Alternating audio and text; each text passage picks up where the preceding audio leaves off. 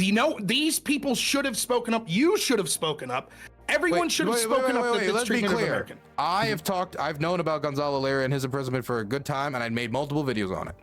Okay. Did you say he should have been released? No, I mostly laughed at it, to be honest. Right. That's the point. Now, where was I? You know, I saw somebody in my chat said you were doing an open line, and I was like, I hadn't talked to Rob Noerr in a while, so I feel like I'm just gonna throw myself in the open line. No one else is there, so I'm gonna, you know, give him some chat time. I'm fine talking about anything. Is there anything that you've wanted to bring to my attention? I just saw you had an open line, and my chat wanted to talk to you. Here's one question I had for you. I think it's easy for me to condemn what happened. By the way, I screwed these hands up all the time. Let me just say, I know you wanted to talk to me about Gonzalo Lira. I saw it on Twitter, and I didn't reply because I was busy with something else. If you want to talk to me about it now, I can. Yeah, that's what I'm saying. So, like, if we look at Navalny, right, and his death, the idea, you don't have, let's start with that. You have no proof at this point that you've seen, other than maybe inside sources or scuttlebutt, that he was murdered. Navalny? Correct? Yeah. I don't have direct evidence of his murder. No, I don't have anything that like 100%. Yeah, I can intuit to a certain degree. I could talk about like previous attempts on Navalny's life, previous poisonings that lead me to believe, like, you know, if somebody has tried to murder someone before and now they get murdered in a way while they're under their control, you start to, you know, think at least. Well, would you think this? So my contention is this: the people that are saying he was murdered, there's one of two possibilities. They are talking out their ass in the sense that they don't have any definitive proof now, but they'd probably point to things that have happened in the past to say that this is the most likely scenario. But not necessarily. Even if you attempted to poison someone in the past, if we accept that, they could still die of a heart attack of natural causes in custody. Or, and this is what I'm more likely to accept, that even if he wasn't poisoned, I still think you could make a claim he was murdered in this sense. If you say that unjustly locking up a political dissident for an indeterminate amount of time and they die in part because of, you know, the conditions of being locked up, I don't think you're out of bounds to say that that's murder. See, would you agree with that perspective? This was the distinction I was trying to talk to my chat about, and it's hard because I would, like, for example, if the government arrested somebody and put them in prison and then they get shanked and murdered in prison by some like freak or whatever, some murderer who, you know, some guy, did the government murder him, or who murdered him in that situation? Did they put him in that position? I think it would depend on what, I think intent does matter.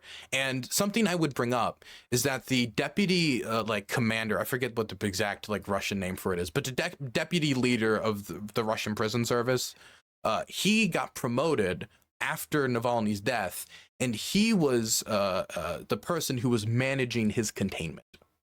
Yeah, but I mean, again, to me, the sort of that's fine. Like the specific levels and that stuff. Yeah, but I'm saying that there is nuance at that level because you just but there's nuance at that level. But I understand what you're saying. Right. What I'm talking about is sort of how we determine, like, for example, had Mandela been in prison for a year, right, and then killed in prison or developed. You could say they're at least partially responsible at the very least. And obviously people are going to be, I think people can be excused. I guess I'll say could be excused. I understand people with a political agenda, or even those that are just outraged by the situation, might use language that technically might not be true, that seems a little hyperbolic, but I think in the realm of acceptable commentary. And so, for example, if we take someone we could both agree, like Mandela, that shouldn't have been jailed, had he died in prison after a year, I wouldn't have a problem saying South Africa murdered Mandela. Again, it all depends on the exact circumstances of his death. Because, like, is it the state's fault that Jeffrey Dahmer died? Well, no, but that's a different question, because the reason that I would say that this is allowed to be said murdered is we're in agreement that the circumstances of his detention were unjust in the first place, right? And so to say putting someone in a situation where they are detained, that's what I'm saying. It's partially, it's just there's like a difference here, because like if we're talking about like liability or who do we hold responsible, who do we point at, right? Like if a cop is like working as like a warden, a prison warden, and somebody dies under their care, even if they did it by all of the book, but they shouldn't have been in prison because they were innocent, how much responsibility does the says prison warden had who didn't have access to said information? That's different. But that's putting the blame on a specific person. We're asking whether or not we put the blame on a system or a country. Okay, right. So when we say sure, you know what I mean? So sure, like blaming the specific warden, right?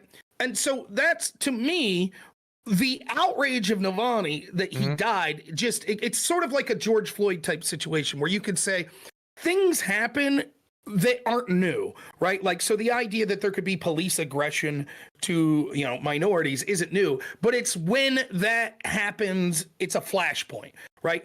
In other words, what I'm saying is 3 days before Navalny died, you could make all of the same arguments about Russia's corruption, that they've locked up a political dissident. That was all true. It's just it wasn't big on people's minds at the time because he didn't die. There wasn't this event that made it fresh. He was arrested 3 years ago. Yeah. Right. And so once he dies, to me, the majority of the outrage isn't necessarily that he died. It's that it shows this corrupt system that's locking up political dissidents. And now, tragically, whether it be intentional murder or just this guy died, probably because even if it's not intentional, it's exacerbated by conditions. I mean, hell, in the United States, I think that's part of it. I think part of it is a system critique. But for a lot of Westerners, especially people who were involved in the Russian opposition, Russians abroad and domestically who supported Navalny, for them, it probably would also feel like the death of the alternative. It isn't just about, you know, the systematic critique. It's about the crushing of when people think who after Putin, no, but not a lot of names come up, but one of the only ones that did when it came to opposition was Navalny. Now, I'm not a huge fan of Navalny due to some of like imperial beliefs that he's had, previous comments about migrants, stuff like that. But that was what he offered as a symbol. And so I think for a lot of people, either at the Munich Security Conference, to them, it was like the snuffing out of the alternative. It was the snuffing out of somebody who could offer a different system. And so I don't think it's just about a systematic critique. For a lot of people, it was the death of, you know, a different chance. I'll disagree. I don't deny that there are people even if I don't necessarily think Navalny is like this great hero who's going to bring about that. I'm just saying for people for the opposition in Russia and for a lot of Westerners, that's what he symbolized. I disagree. I agree that that's certainly the case with some people. I would argue that the majority of it is propaganda, that Russia bad, and so anything to make them look bad, we're going to hype up to the nth degree. I have no doubt there are people that actually feel terrible about the death of Navalny, but I think the majority of it is that they see that this is politically expedient in the United States. The reason I bring all this up, which I'm sure you can intuit, is that if we have a criticism that says as Thanks a for the free raid. country, Appreciate it. Sorry. No problem. If we have a free country, if we're a Western country and we should promote democracy and fair elections, and we should promote the idea of free speech and political dissidents being allowed in the country, right, that we should approach that way with every country, not just Russia. And so if there are other countries locking up political dissidents, that we should condemn them as well. And I do not see how our ally, Ukraine, locking up Gonzalo Lira, which leads to his death, is something that shouldn't also be condemned. In fact, it should probably be condemned more for two particular reasons. One, because the person that was a political dissident that was locked up was an American. And second, because Russia's our enemy. Condemning's easy, right? You expect your enemy to do terrible shit, right? But your ally, you expect not to be harming your own citizens intentionally. And so we have more leverage over our ally, and we should not have to do things like give up the merchant of death to bring back an American prisoner in Ukraine. We should be able to just say, hey, we're sending you billions of dollars. Please don't lock up our citizens, send them home. So for those reasons, I don't understand why the people that are so focused on condemning the locking up of political dissidents in Russia have nothing to say whatsoever. Well, I understand why, because it's propaganda.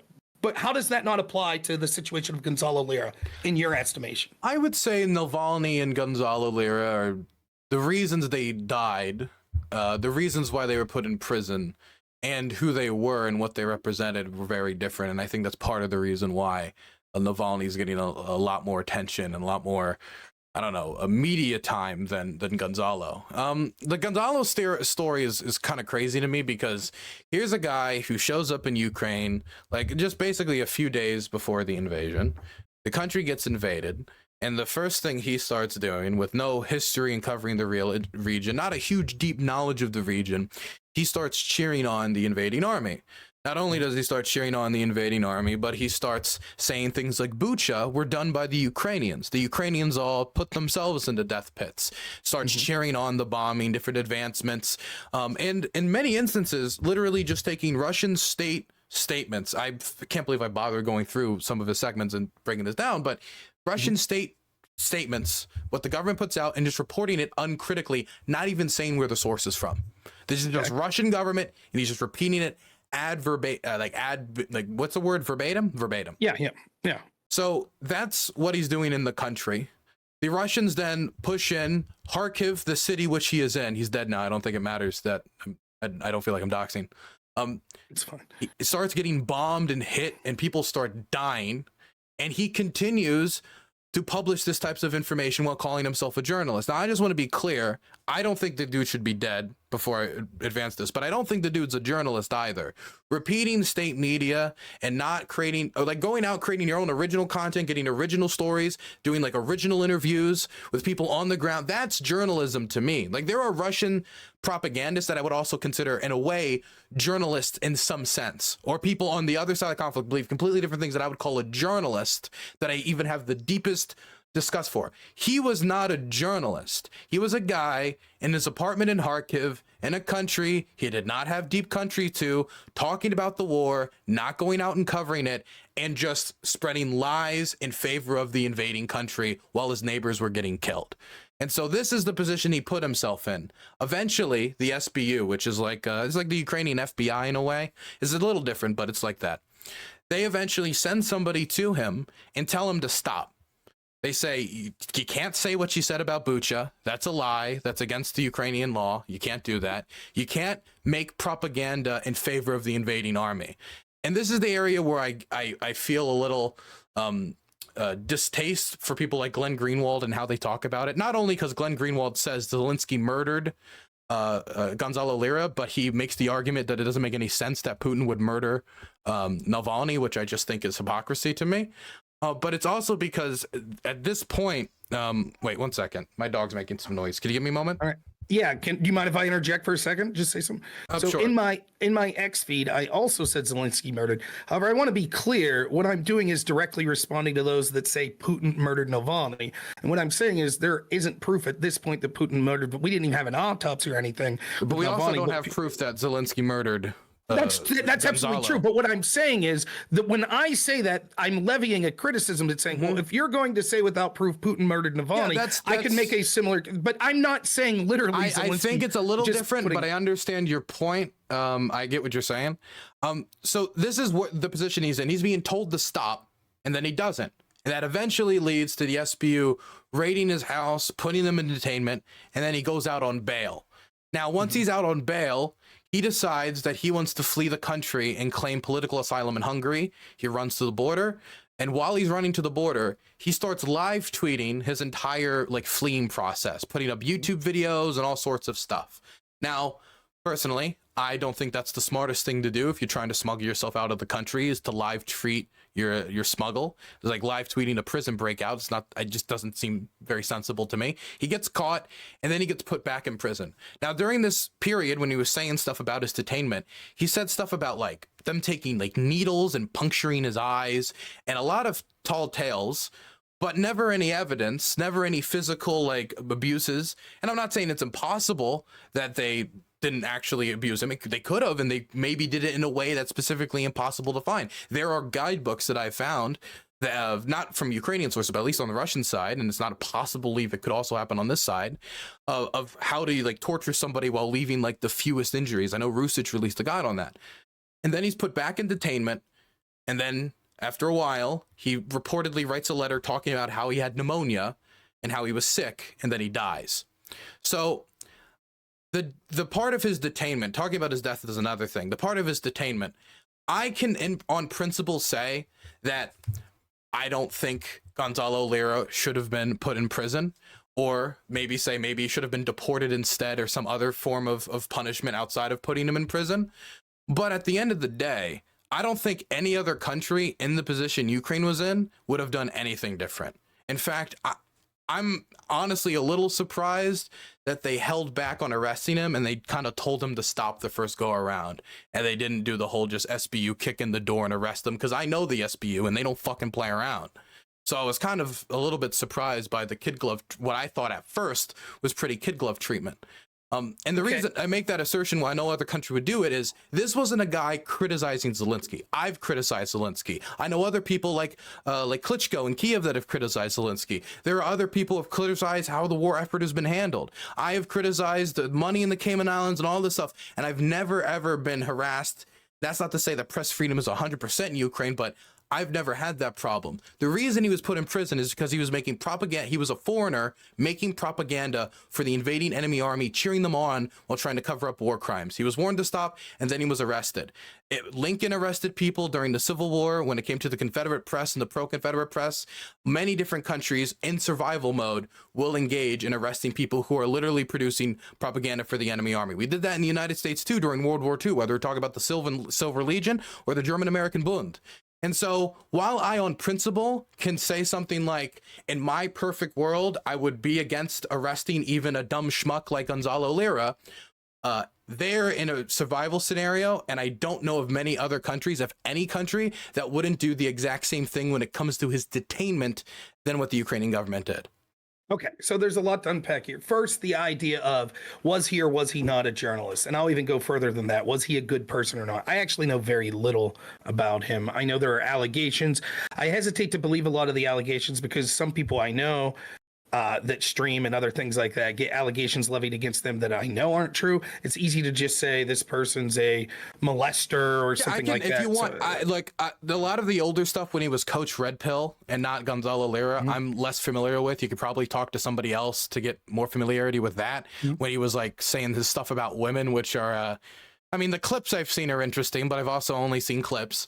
Right. But the recent stuff about his reporting on the war, I can find you the streams where he's lying if you want. Like, I remember, the thing that showed it most clearly to me is when Russian state media posted by accident or on purpose, who knows, video game footage saying that they had disabled a Ukrainian HIMARS, an American-provided HIMARS system, and he reported it uncritically, saying that multiple have been destroyed. To this day, we still don't have a confirmed HIMARS destruction. So that's the type of stuff that I just see from him, and I'm like, that's not journalism. Okay, so let me just say, the point I'm trying to make, though, is you're not making this argument, right? I don't care if he was a bad person. Similarly about Navalny, right? Because I did see a small effort of people saying, did you see this video of what he said about Muslims? I don't really give a shit. If he was locked up for being a political dissident, he doesn't have to be a great person or someone whose politics or personal life I liked. We can admit that on principles, right? I feel the same about Lira. So I'm not you're making this argument. I'm not saying you are, but I'm unpersuaded by the first argument that I've heard from a lot of people. Oh, Gonzalo Lira assaulted women in grotesque ways. And no, I think it's more a question of how we should remember him. Yeah, that's fine. But so that's number one. Number two is it's to the idea of him being a journalist. It's also irrelevant to me. Now, I do think there's a problem, and it's just also a question of he's dead, so people are now memorializing him like a hero, which happens with a lot of people. The only person that hasn't happened with is Too Mad, apparently.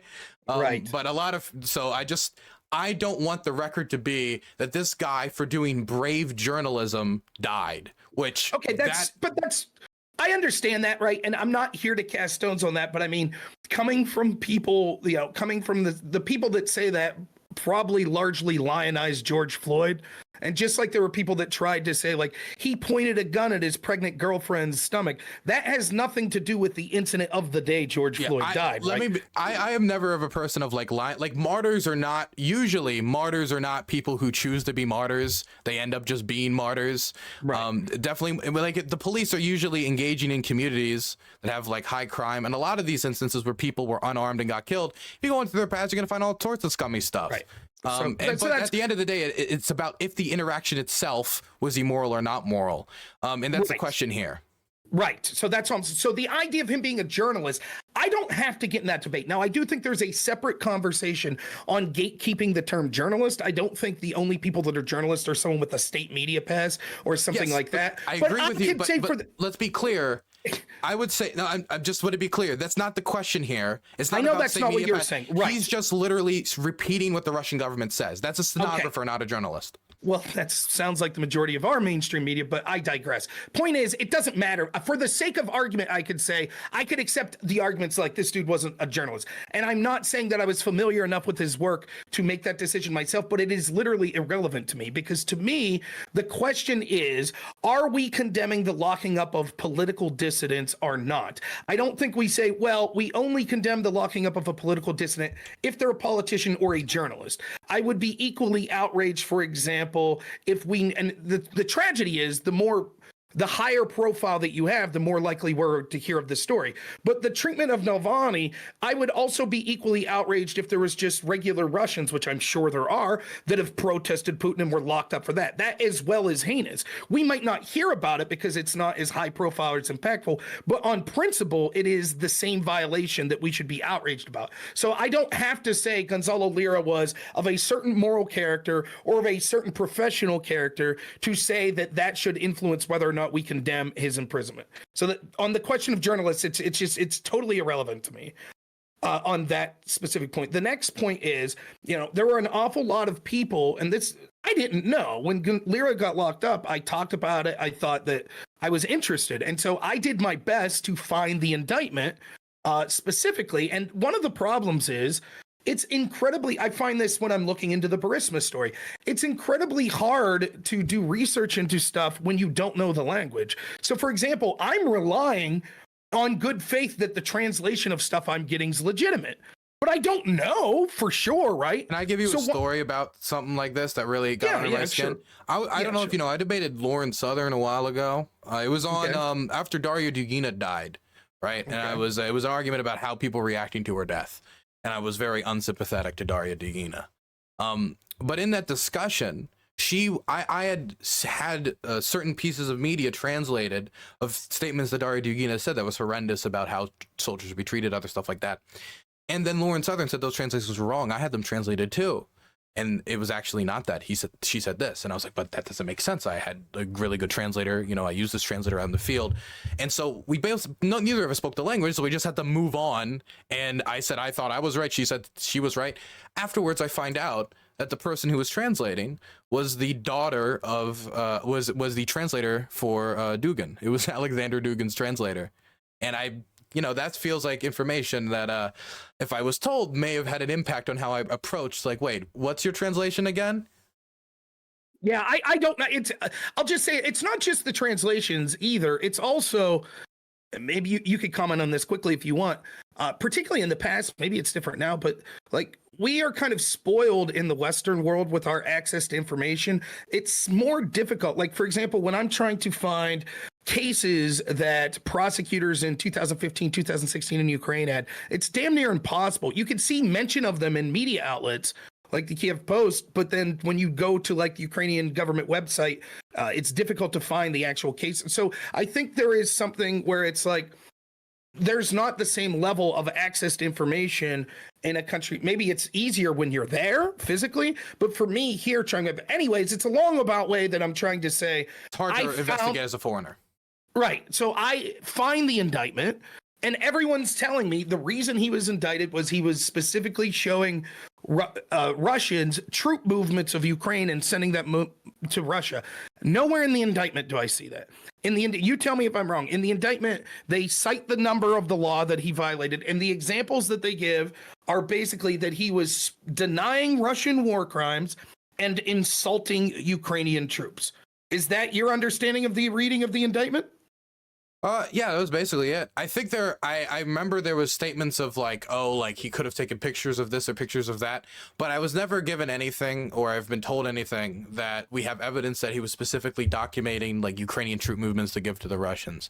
I've never seen anything of evidence of that. I've seen people saying that over and over again. I haven't been shown any evidence of that. And I haven't been shown evidence of it, then I, at this point, just don't think it exists until somebody proves me otherwise. And even if and the problem is you could say, well, here he is on stream and there's a Ukrainian soldier. It's on camera. But my point is, but if that's then Ukraine would have, that clearly would be a crime that they would have been interested in prosecuting or charging him with if that occurred. So all I'm doing is going by the official Ukrainian government indictment. And I think that's the best source because people swear up and down to me that they've watched his streams and saw him intentionally showing troop movements that he no doubt, and I just don't see evidence of it. Look, I'm not saying, to be clear, I haven't watched his streams religiously. Because if I wanted to hear the Russian perspective, I'm not going to listen to him. I'm going to go listen to the Russians, right? Sure. So I would listen to like Gherkin or like other Russian commentators if I wanted to hear like the Russian nationalist perspective. So I didn't watch his streams. It's not impossible for me to believe that on his stream he could have showed something like a troop movement or something that was posted and he'd be willing to show it on stream. That's something that I would believe he would be willing to do. I also know from personal conversations with others who talked to him in private that he was an extremely paranoid individual, which, I mean, if you're doing what you're doing in a country at war, you probably should be. Right. I mean, he's dead. He died in prison. So yeah, paranoia justified. So that's number two. Like, so that's what the assumption I'm operating off of. That's basically what he's trying. You're giving specific examples, but in general, it was the denying of Russian war crimes and the insulting of Ukrainian troops. So that's what I'm operating off of. And I'm not saying you've said otherwise. I think you're in agreement with me. It's hard to say because the case is not going to happen now. Right. And that's what sucks because I was really interested to see it go into trial because I was interested in a few reasons. I was interested to see them in a full courtroom full of Ukrainians playing his statements saying the Ukrainians did Bucha, the Ukrainians did this, and just seeing how he reacts to it once he's not in his little internet bubble, seeing how he has to look in the faces of people who probably lost family members in Bucha and see how they react to it. I was also interested to see if all these rumors about him tracking the troop move and stuff like that was true, if that was going to come up later in the trial. I had no clue, but I was really interested in the trial.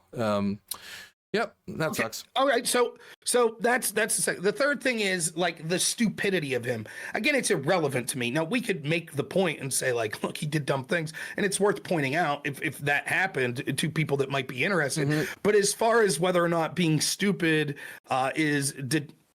evaluates into my decision of whether or not I think on principle locking him up or not was justified, it seems to be irrelevant. The fourth thing is the fact that he was trying to flee, I think exacerbates the situation because to me, seeing as how this was an American citizen and Ukraine at this point isn't just an ally of the United States, but they are heavily dependent on the United States and the Western world. And so given that, we've been going through a lot of quick. Can I ask you one question? This is the question that has always been bugging me since the start of this, because because for me on principle, I'm a guy that's like, let people say the dumbest of things, as long as they're not leaking like the most classified of information on the planet, right? Like it happens regularly on War Thunder, or they're, doing something like calling in bomb threats or something like that, or doing some other explicit material, then just leave them alone. But this was also a country that we have to understand that had just uncovered the largest mass graves since the Yugoslav genocides in its country after liberating the territory that the Russians had occupied, over 440 bodies. When you talk about Mariupol and the mass graves that have expanded around that, you're talking about 35 to 75,000 people. I don't want to compare it to any other conflicts or anything, but that's a lot of dead people. When you're looking at the death toll and the atrocities, the fact that UN reports that 94% of the people who went through Russian control, that means like they detained somebody, they were either sexually abused, raped, mistreated in some other fashion. Like the scale of the atrocities in Ukraine, when you talk about it being the largest war in Europe since World War II, is hard for me to get across. And so in their mind, they're in a struggle for national survival that I don't think anybody can deny. That's their perspective on it. And I think about any other country, a burgeoning democracy, fighting against a country 5 times its size, 5 times its resources, 5 times its people, which they know heavily has invested in trying to create discontent and instability domestically in their country and the countries of its allies, sees a foreigner come into its country a few days before the invasion and start cheering on the invaders, saying that the war crimes aren't real, next to the people who experience those war crimes every day. They are acting, and at a certain point from the Ukrainian perspective, as part of the propaganda arm of the Russian government. Definitely, if they're specifically taking Russian government sources and just being the stenographer, denying all the war crimes, praising Russian victories, cheering for Russian victory. He was literally waiting in Kharkiv for the Russians to take it so he could be liberated. That was his perspective. And so if it was the American government or the Canadian government or the Chinese, the Japanese, the South Korean, any government in the world in the same position where its people were being told that their country isn't real, they're going to annihilate it, and in occupied territories, they're destroying their cultural identity, I think most countries, if not all countries, would do the same thing in the same position, even if on principle. Since I want to be principled on the position of free speech, I would say just deport them at worst. Well, that's first off, you're getting to the point I had. Deport would have made more sense. We'll get to that. But let's say, for whatever reason, that wasn't an option. So were they right to detain him? The problem is, although I understand the emotional appeals, and you have to understand, if you're looking at this on a human level, sometimes you could look at things on an objective level and say, this is what objectively would be best.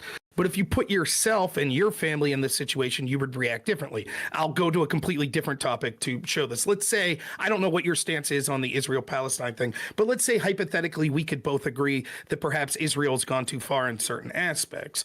And you could objectively make that case, I think, right? But the problem is, what if it was your daughter that's still kidnapped? Is it too far now?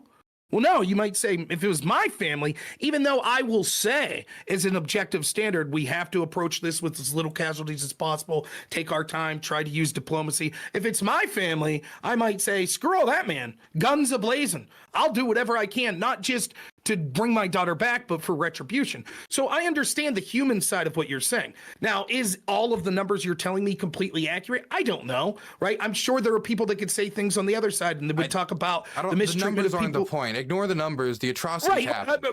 Okay, of course. But all I'm saying is I'm sure there are people on the other side that would say, well, the Azov battalion did terrible things and, you know, these crimes went unanswered for, and so et cetera, even if the scale's not as much as what you're talking about. But let's, for the sake of argument, just say absolutely what you're saying is correct. On a human level, could they do that and feel that way? And would you be angry if you saw this foreigner coming in and want retribution against them? Absolutely. But how far are we willing to take this, right?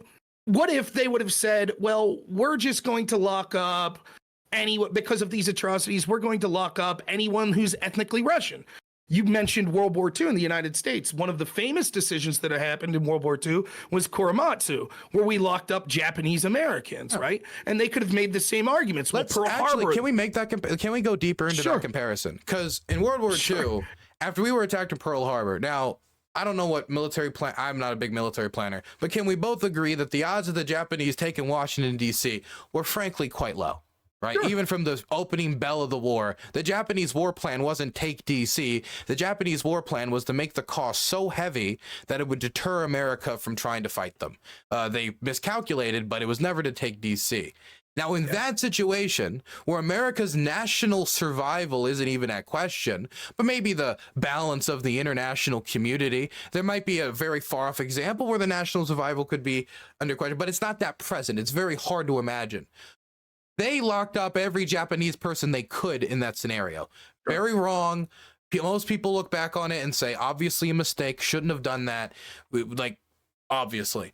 That's what we did when we didn't even have our national survival threatened to the extent that the Ukrainians are having it threatened now.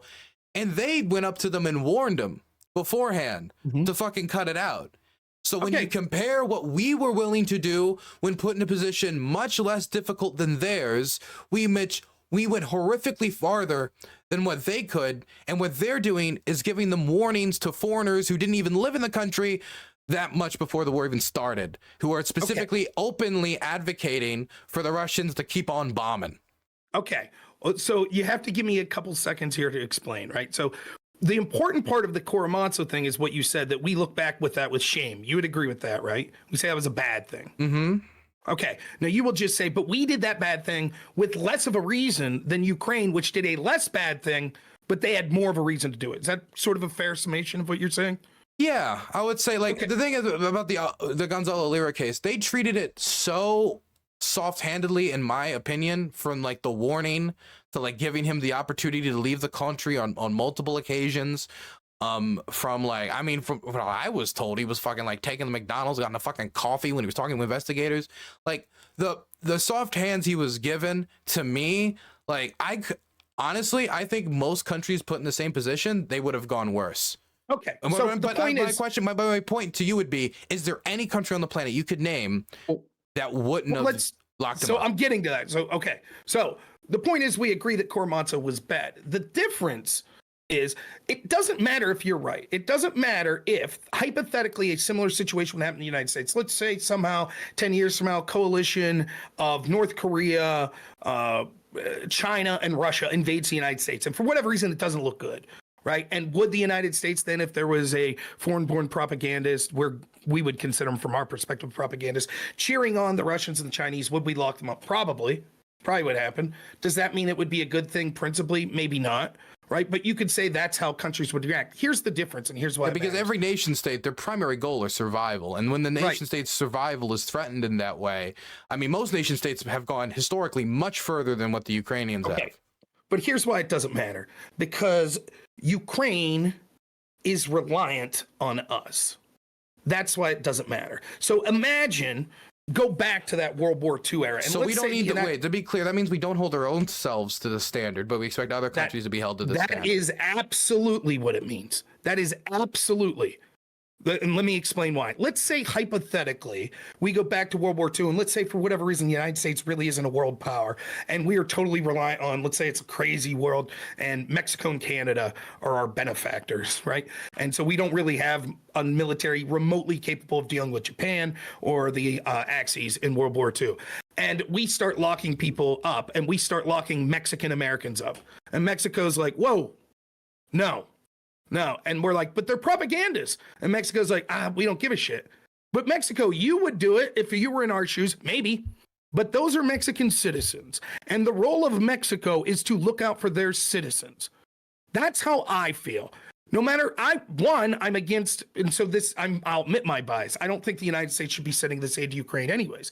I think the United States makes a boondoggle of these countries. They get involved not for benevolent reasons, but because there's exploitation from military, political, and corporate leaders in our country that see benefits to them. Let me ask you, wait. Can I ask you a question? What nation state, what would be your prime model where the nation states are all engaging with each other, not out of self-interest, but out of the pureness of their heart? What system would you propose? It doesn't matter. Well, no. If you say we shouldn't do it because we're doing it out of self-interest, I think self-interest is a good reason to do something on some occasions. Sure. But the problem is, if it's self-interest and mutually beneficial done by benevolent people, but it's not. Dylan, it can be mutually beneficial done by the worst people on the planet. If it's mutually beneficial, if it's good policy, you do good policy. Dylan, I'll tell you how this ends. You're not going to want to hear it. But here's how it ends. The people, at the end of the day, the United States is going to leave Ukraine, and the people there are going to be in a real bad spot. That's how it's going to end. The people there are in a bad spot right now. The people there were in a bad spot yesterday. The people there were in a bad spot the day before. The people there were in a bad spot in 2013. They were in a bad spot in 2014. They're probably going to be a bad spot when the war's over, and then they continue to struggle. We're in a bad spot now. We'll be in a bad spot tomorrow. The Ukrainians will continue to struggle. I mean, yes, but we should assist them in their struggle. Okay, so I think the assistance they'll be in not as a bad spot when the war is over. It's a war. Of course, after every war, you're in a bad spot. Again, I think the assistance exacerbates the problem for the people of Ukraine, and that people like you will always. And let's say the United States doesn't pass this aid package on a high level. That's what it sounds like to me, man. You can say that, but it all assumes that the Russians are ready to make a deal, and the Russians are going to be satisfied with what they got now. I will be borne out to be correct. I've been correct probably more than you in this conflict. Did you remember? Let me ask you a question. Did you think the Russians were going to invade? No. Did you think when the Russians invaded that the Ukrainians would be able to put up a fight? Not as much as they did. Did you think when the Russians invaded that the Ukrainians would be able to take back territory that the Russians took from them? I assumed once it was evident what was going on, I did. What do you mean once it was evident? You mean once they started taking territory back and once the Russians started to fail, then you changed your position? Right. Once you saw after the first few weeks that Russia wasn't going to easily move through. Later, when you found out that the Russians, but at the start, you didn't think the idea of, the Ukrainians are going to, on the first week, you're like, but after this, they'll launch this counteroffensive and they'll take back, 50% of the land, and then they'll be able to structure out into a 2-year war. I thought that it would be something that would go back and forth. It was evident that it was going to be a long, drawn-out conflict, that there would be back and forth, which would intuit that there would be Ukraine gains and losses and regains and relosses. After they had stopped the Russian advance, though, correct? Correct. Yes. Got you. Okay. So well, you said now. let me. No, I didn't even finish my. That wasn't. That was. I was just building. I think you've had the bulk of the speak. I'm being generous, but go ahead. Fine. No, go. If I had the bulk of speaking time, go ahead. No, that's fine. Go ahead. You can finish your point. That's fine. So my position is that I think if the United States was to see its interests with its own eyes clearly, which I think is very, very much in supporting the Ukrainians, we can get them in the best position to negotiate in, period. The Russians invaded Ukraine. Whether or not they would have invaded with us or without us there, I think they would have gone on with us or without us there, with NATO expansion, without NATO expansion. It's an alternative scenario. It's hard, impossible to try to speculate into the future or speculate what didn't or couldn't have happened. But when you listen to Vladimir Putin, when given an open canvas by Tucker Carlson, he goes on a 44-minute rant about Russia's legacy and how it owns Ukraine, how its people and Russian people are basically one, how they used to own it, and how they won it in valor and blood, connected all the way back to 883. When I hear that type of commentary from Putin, I think that this is somebody that the only way you're going to make a future where the Ukrainians are going to have a prosperous scenario anywhere where they could survive as anything less than a rump state, they're going to have to fight. They're going to have to very least hold the line. So the Russians have to negotiate with the Ukrainians at the very least from a level playing field. Okay, so let's ask what your predictions were. Before we even got into the Biden presidency, I had a discussion with you about Syria. Part of that discussion was discussing sort of... Should we go back to Gonzalo Lira and finish there before we... Well, yes, let's do that real quick, all right? Okay. And then so put a pin in that. The reason I'm saying is because he was an American, even though you're right, America might do this, as Americans, our government should be protecting Americans. And if it's wrong to lock up a political dissident, then it should be wrong. So he should have been sent home. He should have been exported from the country, which you admitted that you said it should at least be a deportation. Totally agree. If we are doing a huge favor to a country by providing these munitions and they are reliant on us, they should not be detaining our people for political dissidents. And that's what this is, as you've admitted in the indictment. The argument was that when you say political in what sense? Because it's not political in the way that, like, I don't like Zelensky. It's political in the way that I think Russian soldiers should kill your people. It's political in that way. Okay, let's say you agree I haven't said anything to the, like, in fact, I hope Ukraine wins tomorrow. So you'll agree that you've never heard me say I hope Russians kill Ukrainians. No. Okay, right. But let's, for the sake of argument, say I did. And then let's say for whatever reason, I happen to be going through Ukraine. Should I be detained? Should you? Yeah. I think that, honestly, Should I? Wait, while you're not there? No. I said these things back home in the States. Then I go to Ukraine. Should I be detained? Probably not, no. Okay, so then the problem is Lira is saying them in Ukraine. Well, it's not just that Lira is saying them in Ukraine. It's that Lira is saying them in Ukraine, was given an offer to leave by the Ukrainians and was told to stop, decided I'm not going to listen to Ukrainian authorities. I'm not going to leave. I'm going to stay in the country past them recommending I leave, continue to engage in the exact commentary that they said was going to get me in trouble, and then he was detained. Look, again, I could come to the conclusion still that he probably just should have been deported anyway, literally forced out into the country. But once he's like passed all those barriers, was given the opportunity to leave, I do think that when it comes to like this as an act of political persecution, it would be one of the softest acts of political persecution I've seen.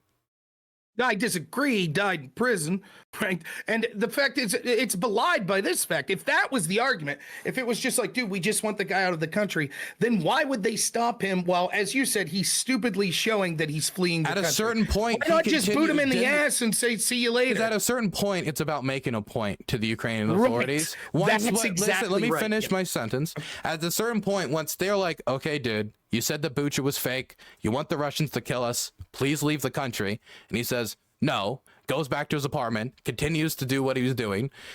At that point, they're like, fine, he's not listening to our advice. He's not leaving. He's continuing to produce the propaganda. Then he got arrested and then he was detained.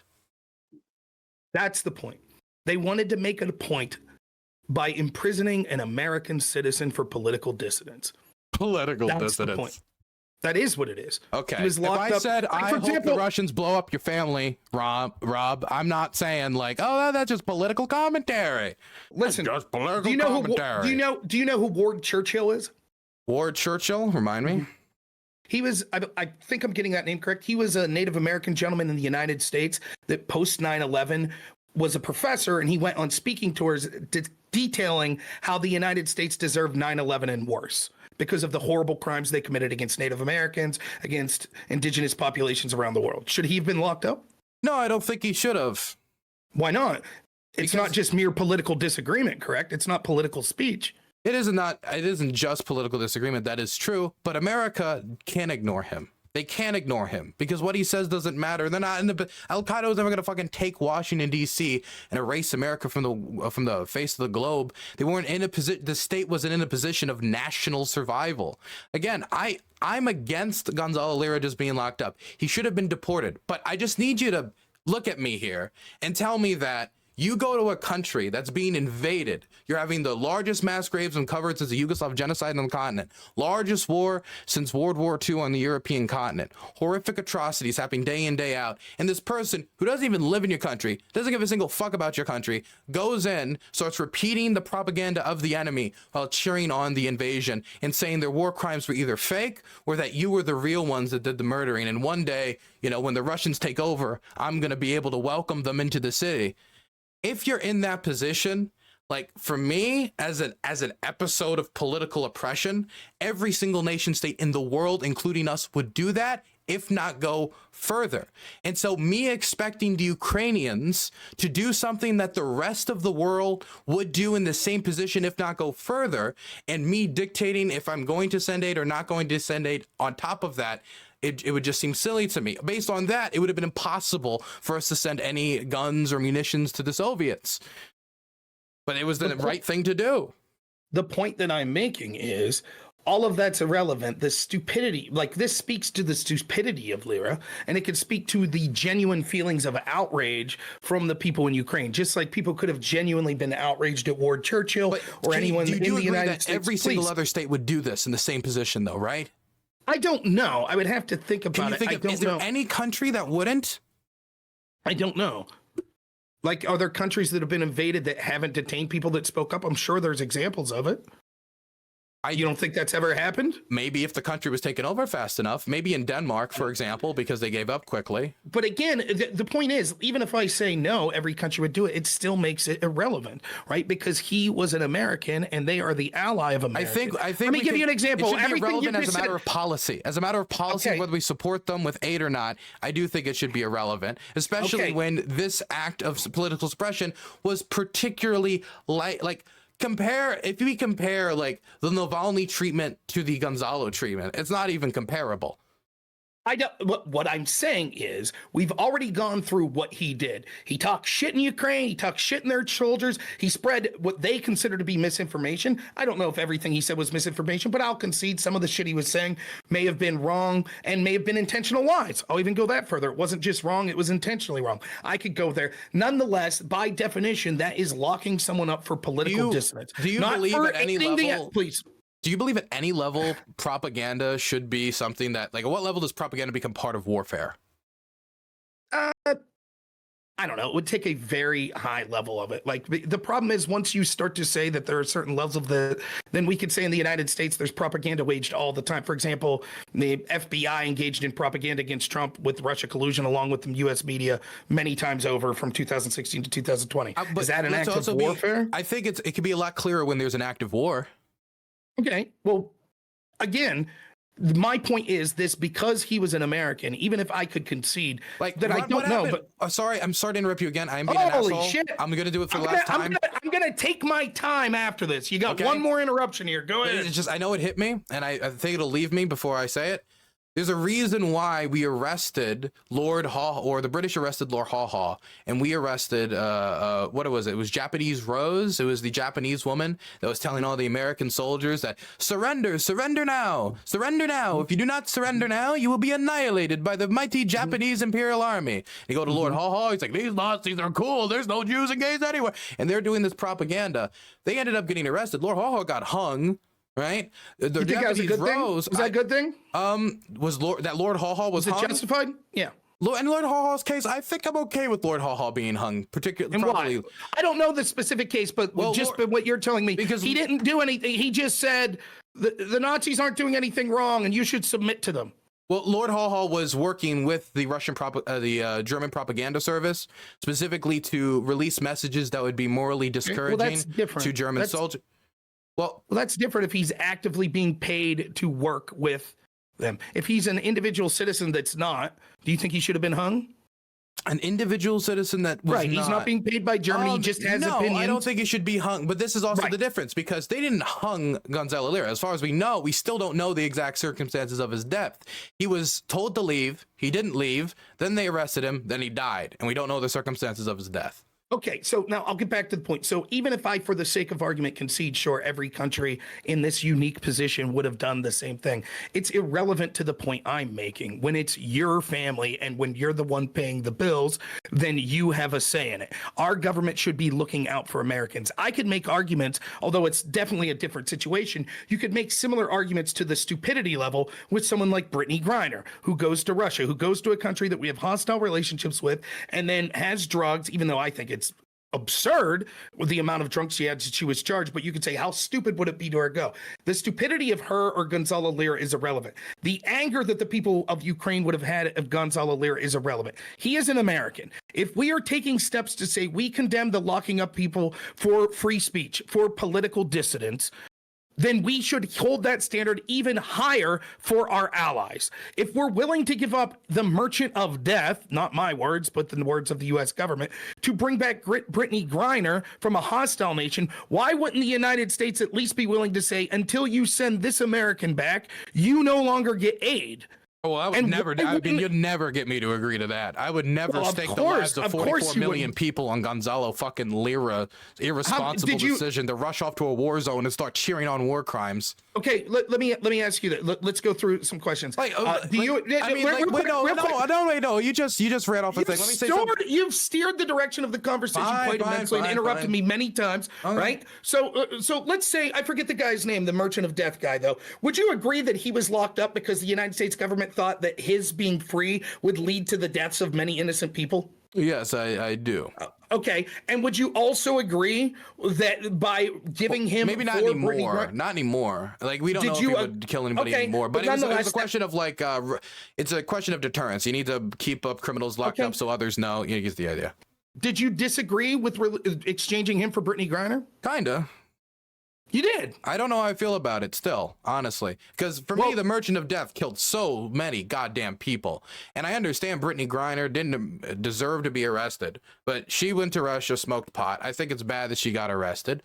But when you go to countries, definitely foreign countries, which have those types of laws, you need to be careful about that type of stuff. So she makes a mistake, and now we need to pay for it with the Merchant of Death. Now, I ultimately wanted her to come back to the United States because I'm someone who believes in 420 legalization. So morally, I'm against her being locked up.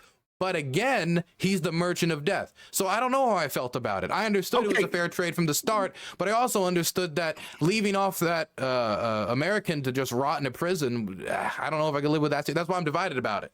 Okay, well, I'll tell you this. Our government thought that the Merchant of Death was dangerous, which is why he's detained. They knew he was allegedly responsible, in their words, responsible for many deaths, and that could happen again. But they thought it was worth trading for Brittany Griner. So why wouldn't they think it's worth saying we're not going to send you? They don't have to give up the Merchant of Death.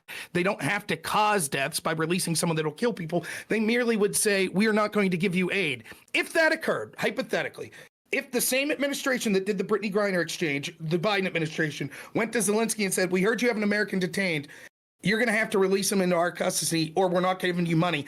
How many seconds do you think it would have taken Zelensky to say, okay?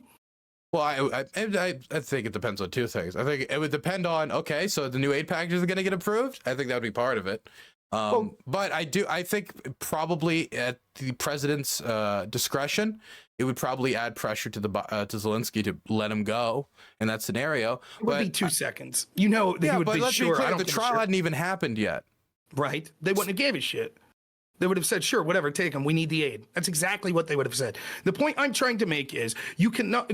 And so what's happening with Navalny, you see this big propaganda push of people that are saying, because there are people like you that would say, well, I don't know that you would say this. I'm guessing. You would say Navalny's irrelevant to whether or not this aid package should be sent to Ukraine. There is a billion reasons to send this money to Ukraine. even if we don't even ever address Navalny. I mean, it could be one of them, position, but right? I don't think it's a direct reason. It would be quite. Biden said in 2021 that if Navalny died, there'd be severe consequences. He's now dead. If there's not severe consequences, then what happens to the president's word? What happens to the question of deterrence? The problem is Biden probably didn't think between the years 2021 and 2024 there'd be a gigantic war in Europe where we'd pull on so many different pressure levers, so he's got to find new ones, new sanctions, new ways to apply pressure that he didn't have before. But the point I'm trying to make is there are an awful lot of media personalities and politicians in this country using the death of Navalny to be like, well, that's it. The debate's ended now we have to send money to Ukraine. You agree with that? Some are saying, well, I don't know if they're saying debate's over, but they use it as a point, certainly. And so my point is, then the same justification should be given for Gonzalo Lira, although I'll agree in some senses it's not as severe as Navalny. For example, he wasn't the political opposition leader, and that does speak to they more didn't say, of a... hey, dude, you can leave. You know what they tried to do to Navalny? They poisoned him. That's why he left the country the first time. Okay, it's sort of, again, when I'm talking about these specific situations of the fact of condemning people that have been arrested for political dissidence, right? What I'm saying is, in some senses, certainly... Dissidence. This isn't political dissidence in the same way. Well, you can say again, Navalny was arrested. That's literally what I'm saying, but you keep interrupting. That's literally the point I'm trying to make. I'm saying in some senses you could say the case of Navalny is more severe. For example, one, he was the political opposition leader. Second, that what he's accused of isn't like encouraging the invasion of Russia. He's merely, I think he was arrested technically for financial crimes, but what we all kind of intuit is he was arrested for merely being the opposition leader. Those things make the case of Navalny worse. You didn't have to interrupt me to say that. That's what I was saying. However, there are things that make it so the United States should be more concerned about the Gonzalo Lira.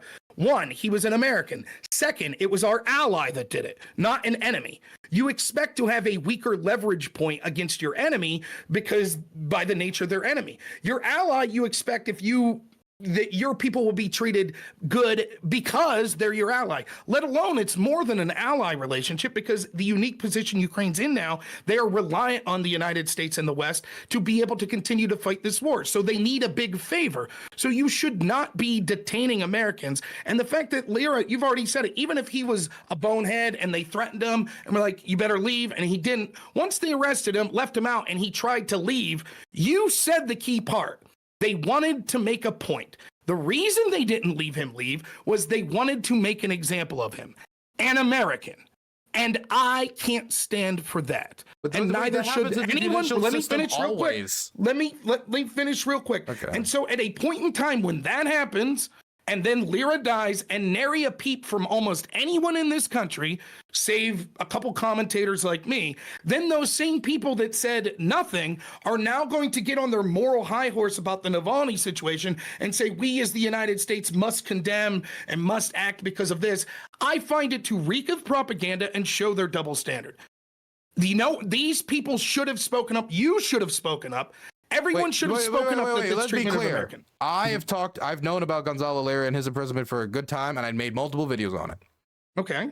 Did you say he should have been released? No, I mostly laughed at it, to be honest. Right. That's the point. Now, where was I? Sorry, I lost my point once you asked me. You laughed at it. He was a political dissident. Well, he was an American that had an opinion. Dude, I'm sorry. If you're live tweeting, you're fleeing the country, that's funny because it's stupid. That's the reason I was laughing. It is stupid. I'm sorry. Let me ask you a question. If let's say that there was a cop that was like, Dylan, I'm going to arrest you for smoking pot. You probably disagree with that. You disagree with the idea of me being arrested for smoking pot. But if I proceeded to pull down my pants on my underwear, put my thumb in my mouth, and try to run away and I fall on my ass, you'd laugh. Well, how about this? Let's go even further. Let's say they put you in the back of the police car and you kicked the door open and you got out, and then they kept telling you to settle down and you wouldn't, and they put their knee on your neck. Would I laugh then too? I don't think it's as funny of an image. Well, it's funny because the same type of people that said there's no laughing matter what happened to George Floyd who tried to pass fake money. You asked me another question. I'm sorry. Can we get back to that fucking question?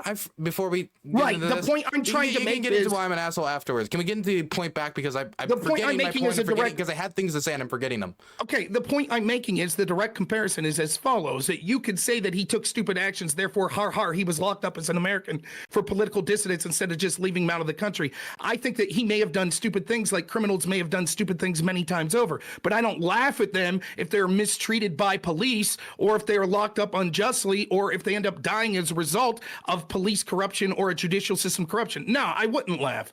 If you were killed because you were reporting on Russia, and let's say you're in an area in Ukraine that gets overtaken by Russians, and you're reporting against Russians, and they politely tell you once, dude, Dylan, we know where you're at, leave, and you don't, and then they detain you and kill you as you're doing a live stream, I wouldn't fucking laugh at all. I would say Dylan was a very brave person. Maybe it wasn't the smartest thing to keep streaming, but it's terrible that Russia did this. I think he was a good person that was doing what his heart felt. Number one, so we don't know sorry that the government... that you laughed.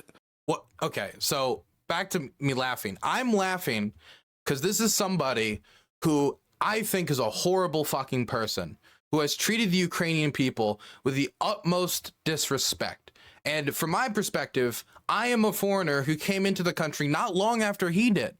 And so when we talk about both of our experiences in the country, it's very different from like he stayed in his apartment the whole time while I actually went across the fucking country and talked to people. But when I look into the faces of all these people scarred by this war, scarred by this pain, scarred by this awfulness, I went to Bucha. I visited the Bucha mass grave that he said that the Ukrainians did themselves. And I see all of this. And I imagine these people who have welcomed me with open arms and saying that they should be bombed and fucking denying the horrible awful things that have happened to them, and doing all that after going into the country as a guest, and using his position in the country as a guest to leverage it, to go on all these shows and spread propaganda directly from the Russian government again and again and again, even after he was told to stop.